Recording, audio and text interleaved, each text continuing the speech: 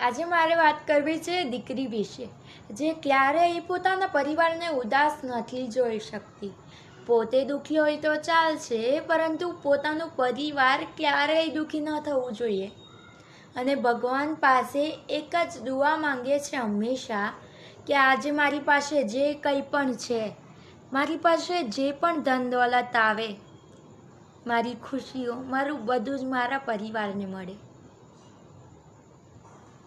હા, આ એ જ દીકરી છે જે પોતાના પરિવારની ખુશી માટે પોતાની દરેકે દરેક ઈચ્છાઓનો ત્યાગ કરી દે છે. ખરેખર ને, આ દીકરી અદ્ભુત છે.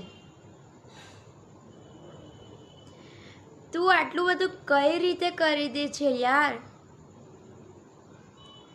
આ એ જ દીકરી છે જે ક્યારેય પોતાના પપ્પા પાસે એક પણ વસ્તુની જીદ નથી કરી. બધી વસ્તુ હસી ખુશીથી સ્વીકારી છે.